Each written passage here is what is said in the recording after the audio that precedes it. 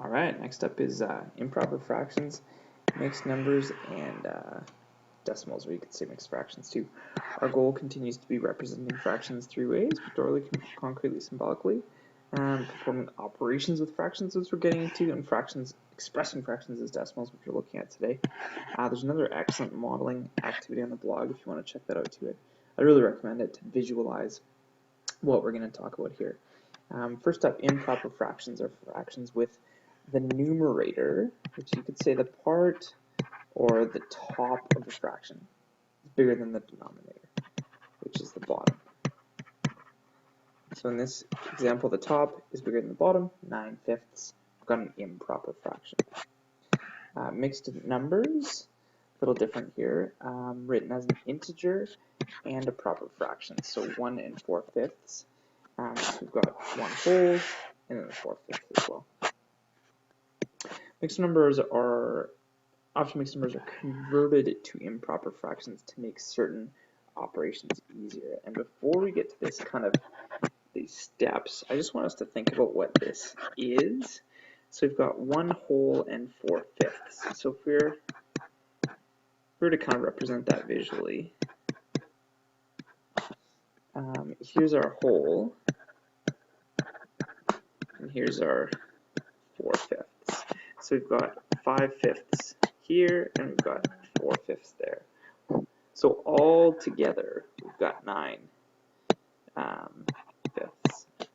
Right? 1, 2, 3, 4, 5, 6, 7, 8, 9. If we had 10/5, we had 2 wholes.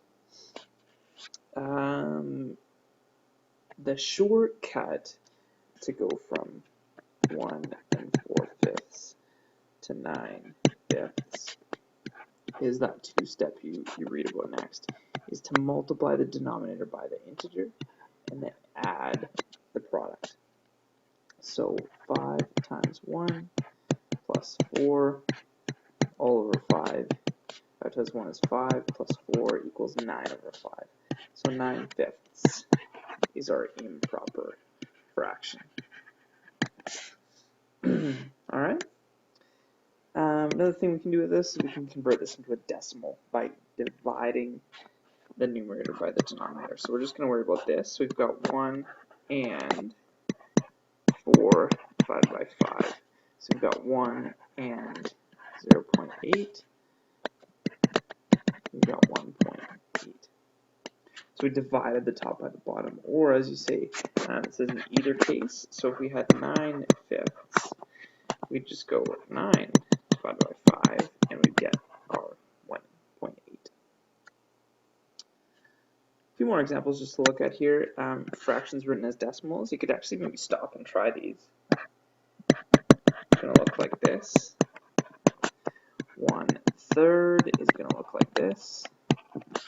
And then 7/11 is going to look like this. And I believe it's actually, the decimal on your calculator is going to go like this, 63636. So we write it with that bar. Means 0.63. And actually, really, it just means the 0.63 part repeats.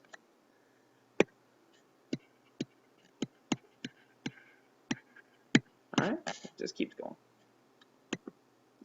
Lastly here, before we finish today's assignment, we want to write these decimals as fractions in lowest terms. So 0.4, this is in the tenths place. So we have 4/10. And you'll notice now in your calculator, 4 divided by 10 takes you back to your decimal. So you know you got the denominator right, you know you got the 4 in the right place. If this was the tenths place, then the 5 is in the hundredths place, and we don't just have 5, we have 15 hundredths, so it would look like this. Again, check on your calculator. 15 divided by 100, 15 100ths equals 0.15. You could also think of this as 15%, right? 15 out of 100 would be 15%. And so these three things are all equal, or all equivalent. All right. Again, I really recommend you check out that manipulative. It's this guy right here. And that's such a great visualization just to see the fraction, the mixed number, the decimal and the percent all together, and you can kind of experiment with those and make sure you're doing the conversions correctly. You could use that while doing your assignment today, get some visuals, change up your visuals, lots of cool stuff to do there. But out of the textbook today, you're looking at page 122. Choose 7 questions. We'll do the odds. Let's mark them and correct them. Thanks, guys. Good luck.